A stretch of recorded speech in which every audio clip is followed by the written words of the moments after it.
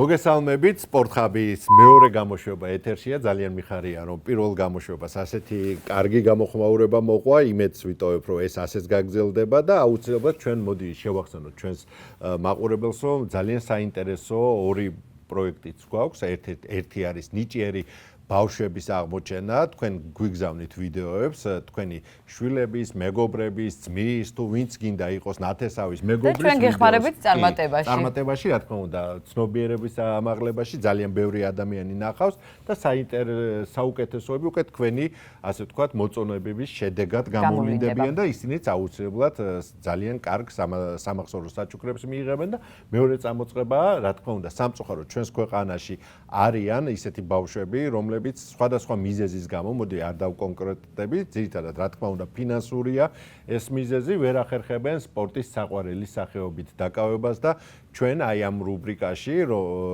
რომელიც სპეციალურად მათთვის არის გაკეთებული, დავეხმარებით წარმატების მიღწევაში და მივიტანთ მათ, ასე ვთქვათ, ვიდეოებს, მათ ყველა ასე ვთქვათ, რეგიონში იქნება ეს თბილისში თუ სადაც იქნება, რომ გაიცნონ შესაბამის სპორტულ წრეებში და სივრცეებში და მათ შეძლონ საყვარელი საქმით დაკავება. მოკლედ ორივე ეს ვიდეო შესაბამისად უნდა გამოვაგზავნოთ აი ამ მისამართზე, რომელსაც თქვენ ხედავთ ჩვენ სოციალურ მედიაში და ჩვენ რა თქმა უნდა ამ ვიდეოებს საჭიროების შემთხვევაში და საჭირო ადგილას მოხდება ეს ყველა ვიდეო. აუცილებლად ჩვენ დაგეხმარებით წარმატებაში და ყველა თქვენს საჭიროებაზე ვიზრუნებთ სხვადასხვა კომპანიებთან და იმ ადამიანებთან ერთად, ვინც გამოთქვამენ სურვილს თქვენი დახმარების და აქვე გეტყვით, რომ თქვენგან მხარდაჭერა გვჭირდება, მოიწონეთ ჩვენი სოციალური გვერდები, როგორც Facebook-ზე, ისევე TikTok-ზე და YouTube არხზე. ეს აუცილებელია უბრალოდ და მოდი ვთქვათ კიდევ რომ დღეს განსაკუთრებული სტუმრები გვყავს, განსაკუთრებული იმ მხრივ რომ ამ ხალხმაც ისევე როგორც ამ ქვეყანაში ყველაფერი ხდება, ძალიან რთული გზა გაიარეს იმ აღიარებამდე, რა აღიარებაც უკვე ევროპის ჩემპიონატზე თელმა ევროპამ ერთხმად აღიარა ქართული სპორტის კომაგზეა საუბარი, კომაგებზე, რომლის გარეშეც უკვე ჩვენი ფაქტობრივად ყველა სათამაშო სახეობების გამოსვლა უკვე წარმოუდგენლად ჩანს, თუმცა ფეხბურთში ეს განსაკუთრებულად მასშტაბურია.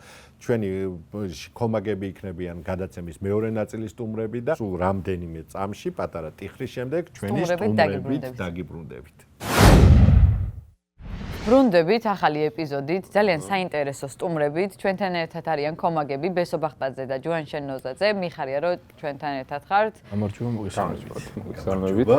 მოკლედ ჩვენ თქვით წინა სტუმრებთან, ჯერ კიდევ წინა გადაცემაში, რომ ამ ხალხის გარეშე არც ეროვნული ჩემპიონატი არ ივარგებს და ნუ ნაკრები ხო თავისთავად და მადლობა თქვენ იმისთვის, რა ატმოსფეროსაც ქმნით. უკვე წლებია და მახსოვს საიდანაც დაიწყეთ, როდესაც იყო ნიჰილიზმიც, იყო რაღაც, რომ არაფერი არ გამოვიდოდა ამ საქმიდან, თუმცა დღეს მე მგონი ევროპაში ერთ-ერთი ფლაგმანები ვართ ჩვენ სანაკრებო, ასე ვთქვათ, ფან კულტურის მხრივ, იმიტომ რომ ევროპას თავისი, ასე ვთქვათ, კულტურა აქვს, საკლუბო და სანაკრებო შედარებით ნაკლები, იქიდან გამომდინარე, რომ ისედაც არ აკლიათ გულშემატკივარი. აი, მოდი დავიწყოთ იქიდან, რომ რა იყო აი ამ ყველაზე რთული ამ გზაზე, როდესაც თქვენ უკვე შედეგით, როგორც ჯგუფი ქართული, ასე ვთქვათ, ეროვნული ნაკრების გულშემატკივრების კლუბისა.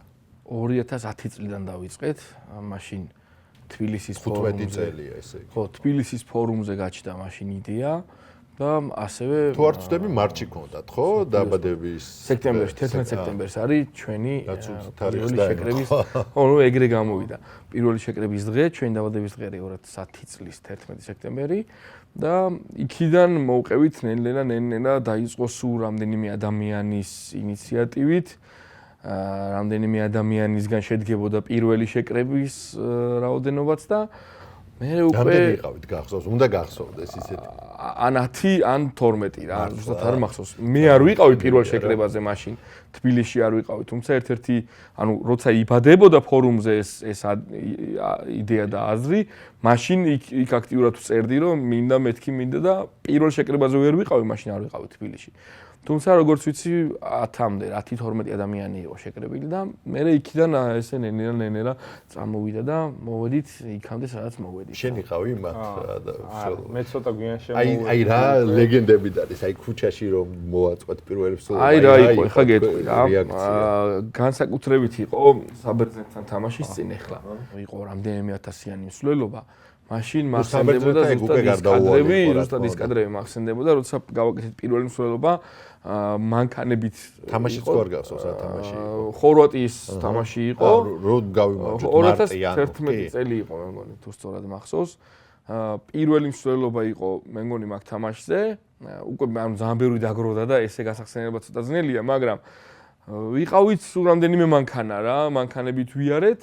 და აი მახსოვს უკვე თამაშის მერე როცა ვეძებდით მედიაში კადრებს აი ვინ გადაგვიღო, ვინ დადო, რომელი ტელევიზია იყო თუ არა, ანუ სადმე რომელი მსოფლიო სპორტი მაშინ გვეხმარებოდა და აქტიურად დებდა ხოლმე ჩვენს ფოტოებს და აი ეხა საბერძნეთთან თამაშის წინ ამდენი ჟურნალისტი რო იყო და რო პირიქით რო თხოვდით რომ ცოტა უკან დაიწიოთ, იქნებ ცოტა უკან დაიწიოთ, რომ ხელი არ შეგვეშალოს მსვლელობაში, ეგ მახსენდებოდა რომ თავიდან სანთლით ვეძებდით ჩვენს ფოტოებს რა, თუ ვინმე გადაგვიღო, თუ ვინმე დადო. მაგრამ მოხვედით აი აქამდე. ეს არის დორტმუნდი, ხო? კი, დორტმუნდი. დორტმუნდი, გერმანია. ნუ აი საოც დორტმუნდში იყო ერთ-ერთი ყველაზე შტამბეჭდავი მსვლელობა, ალბათ თუ კი, ჰამბურგშიც საკმაოდ კარგი იყო, კეონშიც კარგი იყო, ერთადერთი გელზერკირხენში იყო ყველაზე მოკლე ასე. მანძილი იყო თვითონ იქ მოკლე და ამაგითო. რომ ჩვენი შეკრების ადგილიდან სტადიონამდე იყო ძალიან დიდი მანძილი და 7 თუ 8 კილომეტრი იყო და ფეხით ახლა მაგის გავლა სისრუელე გამოვიდა და მოვით აქამდე, რავი, ეს ალბათ ერთ-ერთი ყველაზე ბედნიერი ზაფხულია. კი, ყველას ცხოვრებაში და ყველასთვის განსაკუთრებით. ძალიან დიდი მადლობა მაგისთვის, რა ემოციებიც მოგვეც. საერთოდ სხვა შეგრძნება გვაქვს ყველას აბსოლუტურად თითოეულ ჩვენთაგანს, აი ეს კადრები რო გვახსენდება, ეს ემოცია, ეს მომენტები, თავს ვერ ვიკავებ. არა, შენზე იმდენი ლეგენდები ვიცი, ამაზე აუცილებლად დაუბრუნდები და ზოგადად აი ეს ისტორიები, ამ ისტორიებითა სახალისო, ზუსტად ფანმოძრაობა და თქვენი მართლაც დამოკიდებულება თქვენი საქმისადმი. აქ ბევრჯერ გაგვიგია ჩვენ უკვე საქართველოში დაბრუნებულებს, თუმცა მე და იას ყოველთვის განსხვავებული აზრი გქონდა ამასთან დაკავშირებით, რომ კი, რაუდ აი ეს მომენტი მიყვარს ძალიან. თვითონ დორტმუნდელები რო იღებენ, მრავლის მნახველი დორტმუნდელები, თავისი გულშემატკივრებით გამორჩეული, რიცხობრივად გვაჯობეს აშკარად თურქებმა. თურქების ქალაქია და სხვანაირად დიდი დიასპორა აქვს, მაგრამ აი ხარისხობრივად აი თქვენ როგორი შთაბეჭდილება დაგჭათ იქ ყოფნის დროს. პირადად შემდაკვირვებას. მართალია თურქები მეტნი იყვნენ და ცალსახად. აი საკლუბო დონეზე ბევრად უკვე აქვთ განვითარებული ფან-კლუბი, მაგრამ აი სანაკრებოზე რასაც ვაკვირდებოდი, ჩვენ იმდენი სიმღერა გქონდა სიტყვაზე ვამბობ რა. იმათ ერთადერთი გქონდათ, ოკეი, რაშიც გვიგებდნენ, თურქეთის შეძახილში გვიგებდნენ. ხო, მეტი როგორც ასეთი, არაფერი ისეთი არ გქონდათ. ჩვენ 90 წუთი რო არ გავჩერებულ ვართ იქ. ისინი რა დაიძახებდნენ რაღაცა 10 წუთში ერთხელ თურქია და ვსო, ეგ იყო რა. ხო, ეს გადაძახილი. ხო, ანუ გადაძახილი, გადმოძახილი და მაგასაც იმიტომ ახერხებდნენ, რომ რეალურად უფრო მეტნი იყვნენ რა. თორე აი საკლუბო სანაკრებოზე მე ვთვლი, რომ აი სუფთა ფანური თვალსაზრისით ჩვენ რა მოუგეთ რა. მაგ მხრივ. იცი რა იყო, რაოდენობაც ახლა მათ გარდა იმისა, რომ გამოყოფილი ჩვენ ვიყავით ალბათ 12-15000, ხო? და ისინი 30-ნი იყვნენ ნამდვილად. ცოტა მეტის მეგონი მაგ სტადიონზე ანუ წუარდების თურქები იყვნენ და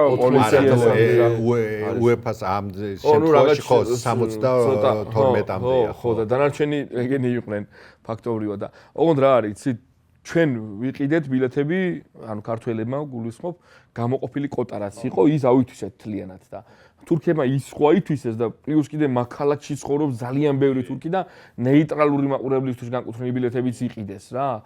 ხო და შესაბამისად ეხა რაოდენობაში ვერ გავეჯიბრებოთ, ეგ თავიდანვე ვიცოდით, რომ რაოდენობაში ეხა თურქებს მან განსაკუთრებით მაგ ქალაქში და დორტმუნდში და არა, ეგ ჯერ ესეთი როგორც კი გამოცხადდა, რომ გერმანიაში ტარდებოდა ევროპის ჩემპიონატი, თურქებმა თქვეს, რომ ფაქტობრივად გერმანელებს მერე ყველაზე მეტი ის ეყოლებოდა. ყველანი ვიყავი და ვნახეთ, რომ ანუ ყველა მეორე ნაბიჯზე თურქი გვხდებოდა რა, ასე რომ თავს სტუმრად არ გზნობდნენ ნამდვილად და აი ჯუკომ რაც თქვა, ეგ ხა ყოველ შემთხვევაში არავისთვის ტოლი არ დაგვიდა. ჩვენი რაოდენობა რო ყოფილიყვნენ ისინიც, მე დარწმუნებული ვარ, რომ ჩვენი ხმა უფრო მკაფიოდ გაიზარდა. იყო დრო, ალბათ, როდესაც სანამ აი ეს ჩვენი ნაკრები შესაბამის დონეზე გავიდოდა და ყველა უყურებდით ევროპის ჩემპიონატებს, გშურდა ალბათ დანიის კომაგებს რო უყურებთ, ხო? მე პატარა ქვეყნებს ატო ვიღებ, რომ მოსახლეობაც პატარაა, რომ მინიმუმ 20,000 დანიელი ზის ევროპის ჩემპიონატის მსვლელობისას ღერის საკუთარ ჰიმნს და დღეს ეს უკვე ჩვეულებრივ ამბად იქცა ჩვენთან და საბედნიეროდ ეს ძალიან მაგარია.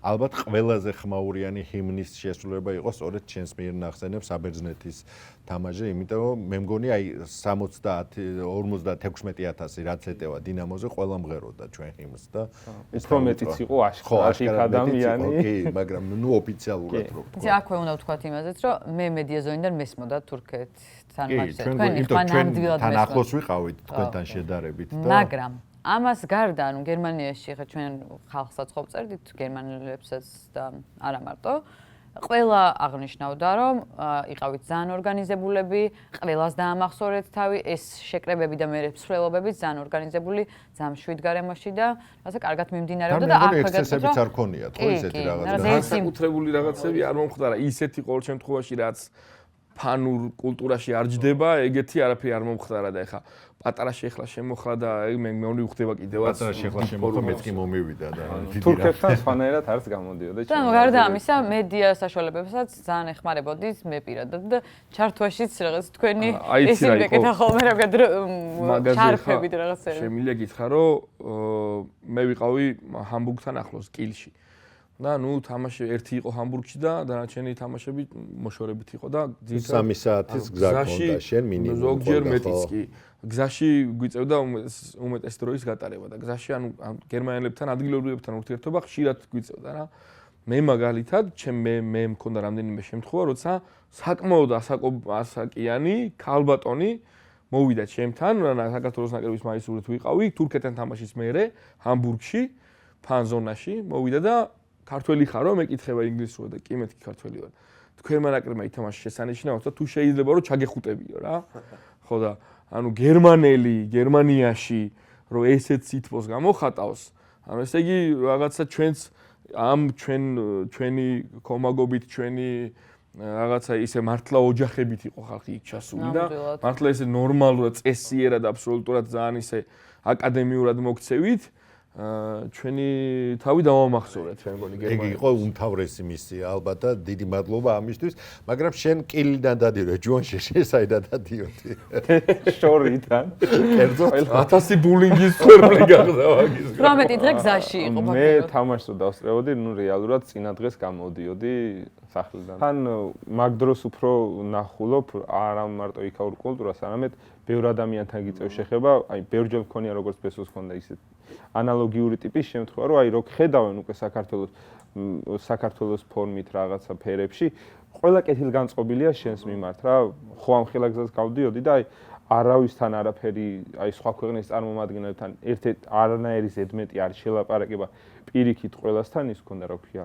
კარგი ურთიერთობა რა და ეგ უხდება ფეხბურთს. მინდა აი თქვენი ასე ვთქვათ ეთერის საშუალებით ყველას მოუწოდო, რომ აი არის შემთხვევა, როდესაც სტადიონზე შევარდნა დანაშაულია, მაგრამ გამართლებულია იგივე შემთხვევა, როდესაც საბერძნეთი რომ ანუ აზრი აქვს, იმიტომ რომ გავხვედი ევროპის ჩემპიონატზე ისტორიაში პირველად აი სოფლიოზე რომ გავიდეთ სიტყვაზე ვამბობ, იქაც შეიძლება შევარდეთ, აქ რო იყოს თამაში. არა, შევარდებით. ხო. ანუ ხო ხდებით აი პირველი შევარდნა ამ ნაკრების თამაშზე აქ არისო წინა თამაში იყო ლეგენდების თამაში და ჯერ კიდევ იქ შევარდა ძალიან ბევრი ადამიანი და ბევრი ვიდეო შემხვდა, სადაც ამ შევარდნის კადრების წახალისება იყო, ასე ვთქვათ, აი როგორ მირბის სიტყვაზე კომაგი კაკასთან როგორ ეხუტება, კი ბატონო, მეც მიყვარს ფეხბურთიც კაკაც, მაგრამ არ შეიძლება ესეთი რამის არც წახალისება, არც არაფერი. პირიქით, ვინც დააპირებს შევარდნას, უნდა უთხრათ, რომ შენ ხარ არასწორი, იმიტომ ბევრი შემთხვევა ყოფილა კიდე და ეს პირველი თამაში არ არის. ბევრჯერ უცდიათ შევარდნა. ჩვენი ტრიბუნიდან ვინც კი რაიმეს ცდილობს, ყოველთვის ვაკავებთ და აი ამ შევარდნის დროსაც პირიქით ჩვენს ვცდილობდით წუარდებს დავხმარებოდით, რომ ვინმე თუ დააპირებდა შევარდნას, ისინიც დაგვეჭირა. თან ვერც საზღრავენ, რომ ამას რა მოყვება, აი ეგ არის ყველა ეს უდი. იმის გამო, რომ ვიღაცა ასე ვთქვათ, TikTok-ის ვიდეოს გადასაღებად შევარდა და აქ 60,000 ადამიანი შეიძლება დარჩეს გარეთ იმ ერთი ადამიანის გამო არასწორია ერთმანეთს სუნავცეთ პატივი და გავითვალისწინოთ. თან აბსოლუტურად მართლა გაუმართლებელი შევარდნა იყო, ხო? აი არაფერში არ ეწერა. საერთოდ არაფერში. 6-ით 1-ს რომ მოუგებს სომხეთის ნაკრებს, არ უნდა შევარდეს სტადიონზე, არც იმათი კომაგებისკენ არ უნდა წახვიდე და არ უნდა დაუწყო ლანძღვა-გინება. არაფერში ეს არ წერია საერთოდ, ეს მინდა რომ კაფიო თქვნა. მით უმეტეს რომ აბსოლუტურად ნორმალურად მიგვიღეს თვითონ სომხეთში, არანაირი აგრესია მე არ მიგვზნია, ქალაქშიც ვიარეთ, თამაშის მერეც კაფეშიც ვიყავით, რესტორანშიც ვიყავით, მიმტანისგან, პოლიციელებისგან, რავი, ყველასგან მარტო მოლოცვა იყო და ძალიან დადებითი და რავი, არაფრით არ დაუმსახურებია იმ ხალხს ამ ორი თამაშიდან გამომდინარე ყოველ შემთხვევაში, რომ რამე აგრესია გქონოდა და ის შეძახილიც, რომელიც მე მონათლესო ვითომ ქართველებს გვაგინებდნენ და რაღაცა, ანუ ჯერ ერთი რომც გაგინოს ტრიბუნიდან ვიღაცამ, ეგეთი რაღაცები ხდება რა. მოდი შენც აგინე რა, მოედანზე რატო ვარდები და მეორე საერთოდ სხვა რაღაცა იყო და მე ვერ წარმომიდგენია რომ ვიღაცა ჩრდილოეთ ტრიბუნიდან იმის გამო გადახტა რომ სომხეთის სამხრეთ ტრიბუნიდან სომეხი გულშემატკივრები იგინებოდნენ და ეგ გაიგო ეს გაიგო გადათარგმნა არა თან იცი როგორი თემა აი დაუჯერებელია 200-მდე სომეხი გულშემატკივარი აქ ჩამოვიდა და ქართულად გინება სკანდირება დაეწყოთ ახლა გამორიცხული ამბავი ნამდვილად რომ ეს არის გეუნები ამ სეზონში ალბათ ერთ-ერთი გამორჩეული თამაშია რომელშიც ჩვენ შური გვაქვს საძიებელი სპორტული თვალსაზრისით რა თქმა უნდა არაფერი სხვა რევანშისთვის ვიბრძოლებთ შახაბას და იმას არ ვხსენებთ რა თქმა უნდა ვამბობთ რომ გერმანი დორტმუნდში განცდილი მარცხისთვის გვაქვს შური საძიებელი სხვა არაფერი ნამდვილად და გისმენ წინ 21 წლამდელების ევროპის ჩემპიონატი გველოდება ამ თამაშების შემდეგ და თუ აპირებთ წასვლას კი, ну სურვილიც გვაქვს და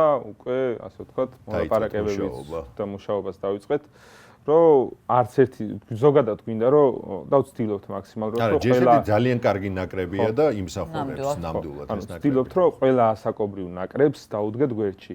21 წლამდელებს, ამას წინათ იყო 19 წლამდელების თამაში, იქაც ვიყავით და მაქსიმალურად გვინდათ რომ ამ ბავშვებმა ეხლა ვინებიც მოდიან პატარაობიდანვე იგრძნონ, რომ ისინი მარტო არასდროს არ არიან ტრიბუნაზე, ჩვენ ყოველთვის გავამხნევებთ, ყოველთვის მხარს დაუჭერთ და რაც არ უნდა მოხდეს, მათთან ერთად ვიქნებით. აი, თქვენთან მაინტერესებს ესეთი რაღაც, იგივე ბესოს და იგივე შენთან, ამ სანაკრებო ფან კულტურაში საკლუბოდან მოხდით თუ პირდაპირ ეს ნაკრები იყო? აი, მე გიხა მეგეტყვი ჩემ მაგალითს რა. ინდივიდუალური ალბათ სხვადასხვა სხვანაირად იქნება, მაგრამ ჩემ მაგალითი იყო ეგ რომ ანუ აი არაფერი არ გქონდა რა, პირველი იდეა მაქედან გაჩნდა, რომ ბიჭო, უყურებთ ჩემპიონთა ლიგას, რაღაცა სოფლიო ჩემპიონატს, ევროპის ჩემპიონატს, უყურებთ, რომ ორგანიზებულები არიან ტიპები და ჩვენ არაფერი არ აგვაქვს რა. და აი პირველი იდეა მაქედან გაჩნდა, რომ ხო არ გავაკეთოთ ერთად. იქნება ერთად უქომაგოთ, იქნება რაღაცა ერთნაირი ფორმები ჩავიცვათ, იქნება ჩვენს შეგვიძლია მაგაზე უკეთესად ვაკეთოთ, ან მათნაირად მაინც.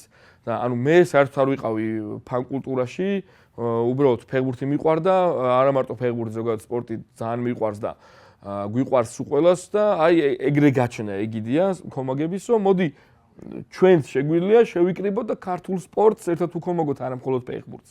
ჩვენ ძალიან კაი ურთიერთობა გვაქვს, თითქმის გუნდური სპორტები რაც არის, თითქმის ყველასთან გვაქვს ურთიერთობა და მეგობრობთ სულ ყველასთან და ანუ ესე არ გაჩნდა, რომ ჩვენ სამწუხაროდ საკლუბო ფან კულტურა ეგრე არ არის განვითარებული საქართველოში, სამწუხაროდ.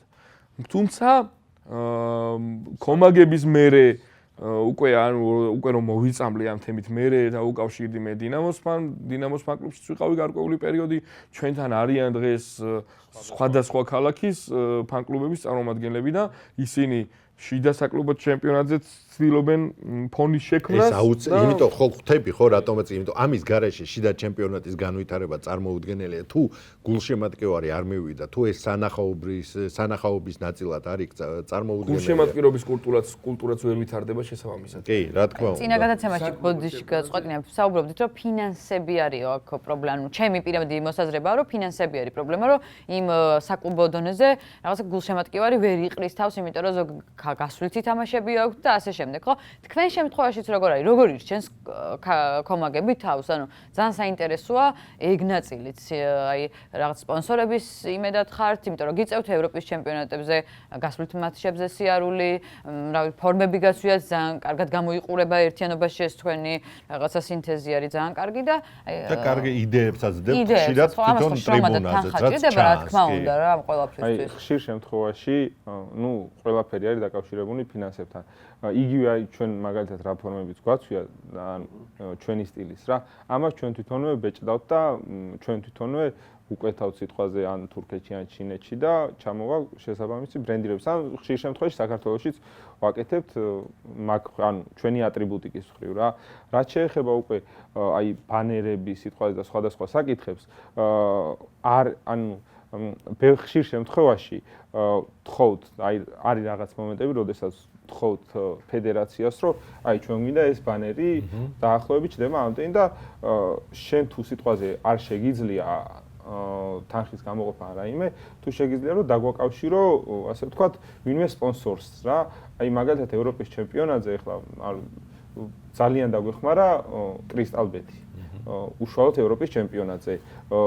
საკვალიფიკაციო ნახევარფინალი და ფინალი რაც იყო, მაშინ ფედერაციას დაგვეხმარა, ბანკის დაგვეხმარა, საქართველოს ბანკიც, ასევე სადაც ბეჭდავდით ისტამბასთან არის შემთხვევები, როდესაც მოდიან შეხვედრაზე პირიქით. ხო, ანუ თხოვ რომ აი ეს არის გასაკეთებელი და მოდი ერთად როგორმე რაღაცნაირად გავაკეთოთ ლამაზად. და ნუ მეტი წილი ეგ არის რა. ასევე ჩვენ თვითონაც ვცდილობთ რომ აი ხალხი ვინც ვართ, რომ აი სიტყვაზე 5 ლარი, 10 ლარი ან არის საწევრო სახით, ასე ვთქვათ, აი ერთგვარი საწევრო სახით, რომ ეს შევაგროვოთ, რომ აი რო ვიცით, რომ რაღაც მომენტში შეიძლება ჩვენ თანხა არ გქონდეს, ანუ არც სპონსორი ყავდეს არაფერი, რომ აი ბანერი რო გვაქვს და საბეჭდი ერთი თამაშისთვის, მოდი ის ჩვენი სახსრებით როგორმე გავაკეთოთ. ან რუპორი რო გაგვიფუჭდეს ის ჩვენ ყველას ვერ დაავალებ რა რაღაცეები შემთხვევაში თვითდაფინანსებით ვარ ძირითადად მეტი წილი თვითდაფინანსება ხო და ფეგურს ფედერაცია გვეხმარება ხოლმე ანუ სხვადასხვა ფედერაციებით მაგრამ განსაკუთრებით ფეგურს ფედერაცია გვეხმარება ხოლმე ტრანსპორტირების საკითხის მოგვარებაში გარკვეულწილად ან ზუსტად აი ეს შუამდგომლობა სხვადასხვა კომპანიებთან რომელიც ძალიან მნიშვნელოვანია და ღირებულია ხოლმე რა თუმცა ძირითადად არის აი რაღაცა სიმბოლური თანხის აკრება რომ აი ეს ისე მე თქვენ შეგიძლია აი ჯუანშერმა ძალიან კარგი რაღაც თქვა რომ ხან თურქეთში ხან ჩინეთში უკვეთავთო იგივე თქვენი ფან ატრიბუტიკის გაყიდვა რაღაც მაღაზიებში რომ მოახერხოთ რაღაც ხო ვიცი რა მაგრამ არ გვინდა რომ ძალიან დავშორდეთ ამ ფანურ არა ეს ანუ მაგაზეთი შემადგენელია ხო შემადგენელია ხო პრინციპში ანუ შეიძლება მაგაზე გვიფიქრია ჩვენც მაგრამ ჯერჯერობით ახლა ვიცი რა არის მაგის პრობლემა მაღაზია თარმინა რომ გადავიქცეთ რა და მაღაზია არა ეს არის იცი რა არის თქვენი მოწოდებებიც მახსოვთ ჩაიცვი თეთრი ჩაი აღარ იქნება ეს მოწოდება, როდესაც გეცოდინება ის არის, ზათ არის, აი მაგაზე მე გეტყვით ჩემ აზრს რა. ახლა მაგალითად ნაკრების მაისური არა ორიგინალი, შეიძლება ანუ ძალიან ბევრგანი ყიდება, ასე თუ ისე ადეკვატურ ხელმისაწვდომ ფასში. ჩვენ როდესაც აი ჩვენ რო დაუშვათ, გავაკეთოთ ისეთი სიტუაცია, სადაც ჩვენ გავყიდით ჩვენ მერს, ასე ვთქვათ რა. იმ ხალხს როდესაც ვეუბნებით, რომ აი ჩაიცვი თეთრი, ის არის მევს თეთრს. შენ რო შესთავაზო, აი მე მაქვს თეთრი და შენ ეს ჩაიცვი, ის მაინც არ ჩაიცმევს. მაგის თქმა მინდა, რომ აი ეგ გვაქვს შესაგნები, რომ ჩვენი ნაკრების ძირითადი ფერი არის ორი ფერი, წითელი და თეთრი. არა, აი ბევრის გამსმენია, როდესაც ტრიბუნაზე მოდის და ვეუბნები, რატო არ გაცვია ის ან თეთრი ან წითელი, აი მციო და აი ეს, აი ის არ არის რა ეგრე მეგობრებო. როდესაც მოდიხარ ნაკრების თამაშზე, ის 90 წუთი სიცივესაც უნდა გაუძლო და ყველაფერსაც.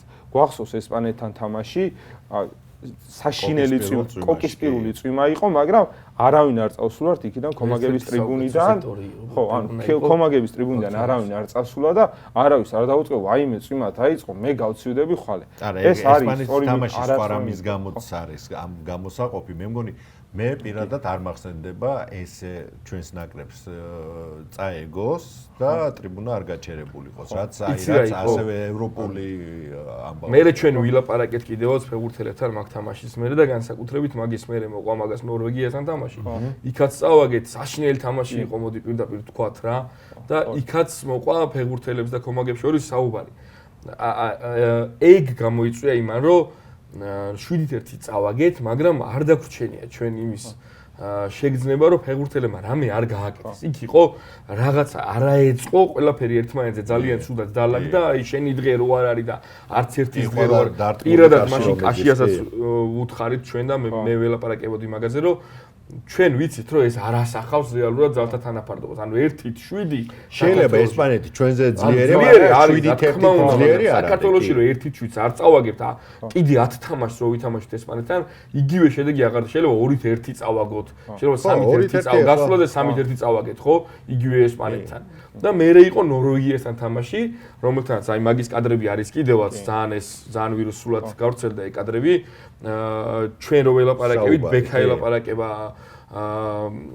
მაშინ დავდაპირობა რომ არასდროს არ დავტოვებდით და დაგვევიწყებინა ის შესარჩევი და გადავრტულიყავთ უკვე ერთა ლიგაზე, დავდეთ პირობა და შევასრულეთ. აი მე ვფიქრობ რომ მაქედან მოტრიალდა ყველაფერი რა. აი მაგ საუბრის მერე მოტრიალდა ყველაფერი. რა ფეხბურთელებმაც კარგად იგრძნესო. ჩვენ ზურგს არ შევაქცევთ თუ ისინი ყველაფერს გააკეთებენ მოედანზე. ხო, ანუ ჩვენ ერთადერთი რაც გვინდა ყოველთვის და რასაც ყოველთვის ვითხოვდით არის რომ მოდი შენ ბოლომდე დაიხარჯე მოედანზე, შედეგი შეიძლება არ მოვიდეს დღეს, არ მოვიდეს ხვალ, მაგრამ ზეგ მოვა აუცილებლად რა.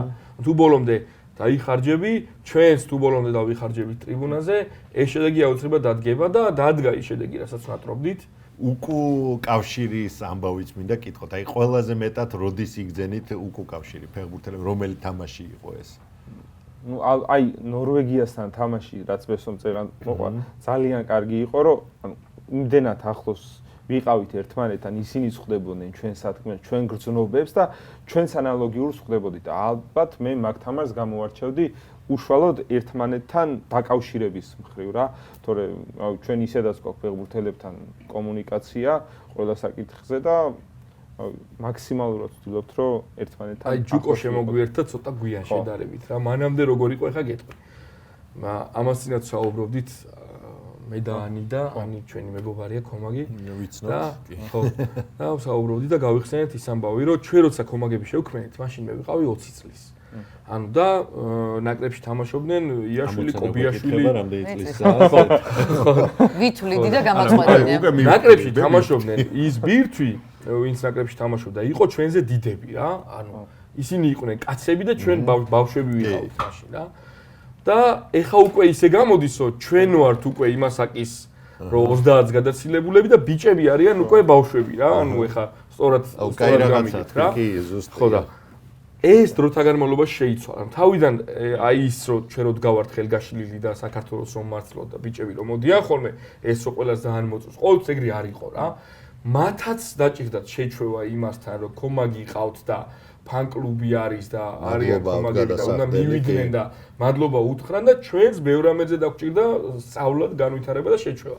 ანუ რაც შეიცვალა თაობა განსაკუთრებით რომ აი რომ მოვიდნენ უკვე დღეს 25-26 წლისები და უფრო პატარები არიან.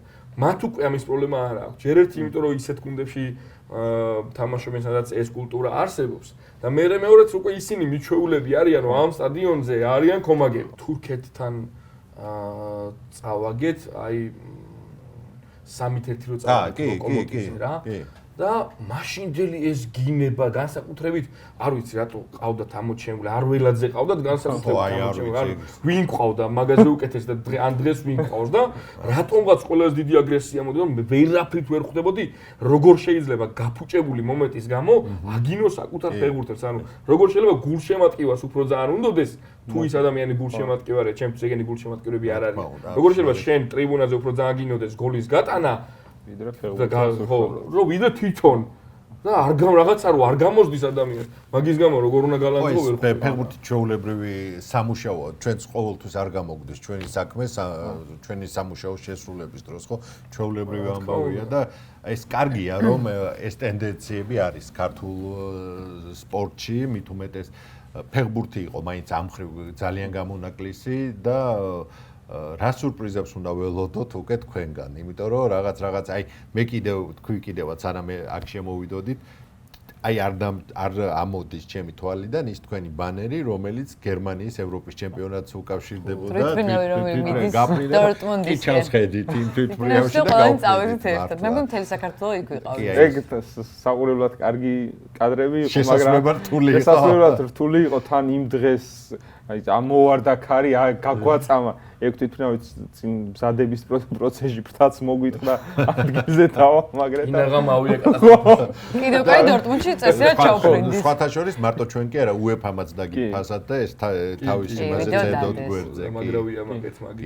მაქსიმალურად ვცდილობთ რა, ყველაფერი არის დაკავშირებული ფინანსებთან და იდეებთან. თამაში გვაქვს თქვენთვის მომზადებული, სანამ თამაშზე გავედავიდოდით, ერთ კითხვას დააგისვამთ, იმიტომ რომ წინა სტუმრებთან წინა ეპიზოდში ვსაუბრობდით ეროვნულ ლიგაზე, სადაც პრობლემებია მოკლედ გულშემატკივართან დაკავშირებით და განსაკუთრებით თბილისში. განსაკუთრებით თბილისში, ბათუმს და ქუთაისს მაგათ არ გულისხმობ, მაგრამ სხვათა შორის მახსოვს, რომ აი ბათუმში წლების წინ რაღაც დაახლოებით 4 წლის უკან უფრო მეტად ქომაგობდნენ ვიდრე დღეს.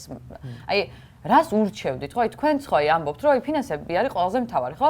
თქვენც არ გაქვთ რაღაც ესეთი გარანტირებული სპონსორი არ ყავთ, გარანტირებულად არ გაქვთ რაღაცა გამოყოფილი თანხა და რაღაცას შრომობთ, ხო? ან თქვენი ფულით თუ რაღაც იდეებით რაღაცა ერთმანეთს უზიარებთ. აი რა უნდა ქნან კლუბებმაც, მათ შორის და ალბათ გულშემატკივრებმაც, რომელებიც არაფერს არ აკეთებენ იმისთვის, რომ ქართულ კლუბებს დაეხმარონ. აი ოქრიაშვილი გვეუბნებოდა წინა ეპიზოდში, რომ ეროვნულ ლიგაში მოთამაშე ფეხბურთელიო რო ჩადისო კარ კლუბშიო და უცებ ამ ხელა გულშემატკივრის წინაშე თამაშობსო წარმოუდგენელია სანამ შეეჩვევაო და პირველივე თამაშზე ნერვიო წნეხია ხო რა თქმა უნდა და ეს ეროვნული ლიგა ძალიან რაღაც მოიკოჭლელებს. მე პრობლემას ხედავ როგორც კლუბებში, ისე ხალხშიც რა.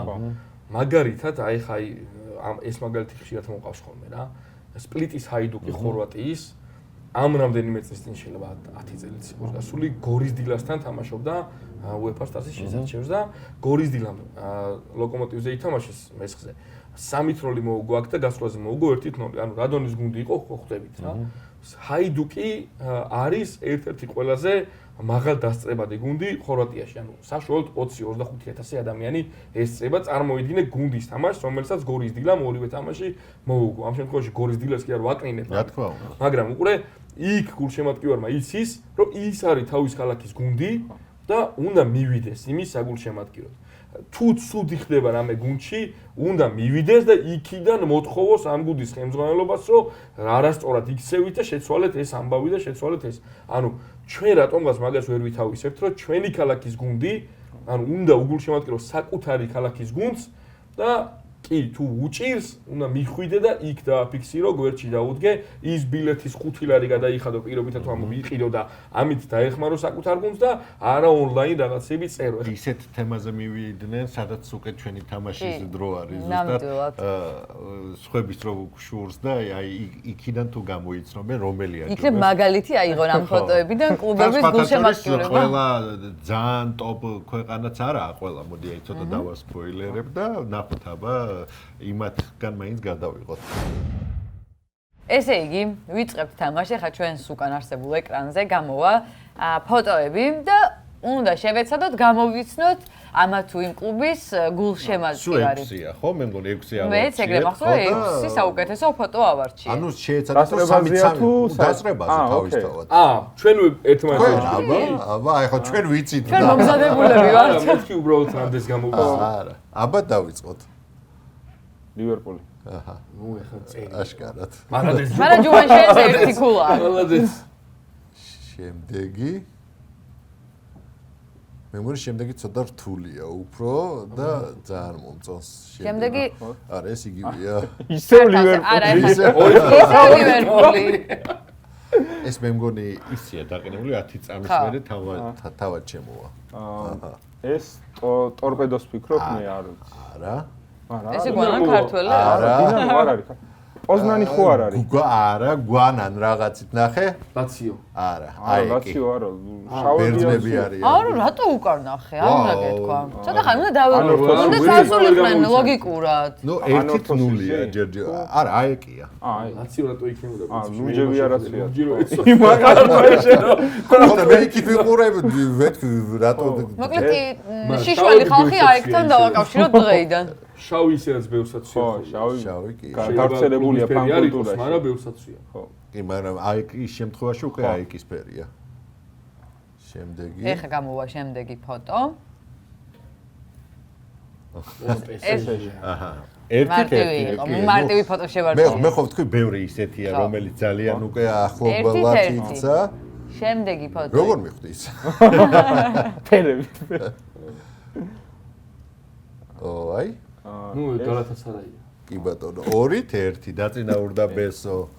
აი, ამ ხრივ მართლა ძალიან წინ არიან თურქები. ამ პირო სანთება ჩვენ შეგვიძლია უბრალოდ, აი რა ისევ ჩვენ თავს თუ გავუჩალიჩებთ, ეს იგივეა, არ უნდა მოხდარი. არა, ეს იგივეა, გალათასარაია, ეს არ უნდა მოხდარიყო, მაგრამ ესეთი მაგრები არიან თურქეთში გალათასარაის. ეს რამდენადაც ლამაზია, იმდენად არასწორია. კი, გეთახმე. აი, ეს მინდა რომ გამოიცნოთ, ნუ ეხა ზურგი. 2-1 ჯუანჯელი სასარგებლო. 2-2 ჯერ ესეთი 2-2. ბუდიში, დაგაკეთე. იმიტომ ნახე, აი ეს ფიგურის არ არის ესეთი ის, მაგრამ ნახე რა მაგარ ჩვენს ხონდა ესეთი აღნიშნა ამის გამო გვანძღა ხალხმა. რავი, დაგვაშენეს ციხე თავზე მართლა როგორ აღნიშნეთ ეგრე გოლიო და რავი.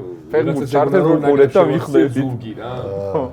საერთოდ კრიტიკაში ჩვენ ძალიან ძლიერი. მან პრობლემა ისე რომ ამ ახალი ნაკრების ბიჭებმა დააწყებინა ისეთ ხალხს ფეხბურთის ყურება სულ არ აზრს არ უნახავს და ეს მაგიტო გაგაკრიტიკეს რომ წარმოდგენა არა. ზოგმა ისეთმა დაიწყო რომ ჯოხს რო არ დაეს. სექტანტებიც იგიწოდეს არა. აღარა მეტი? ან გაიმარჯვა.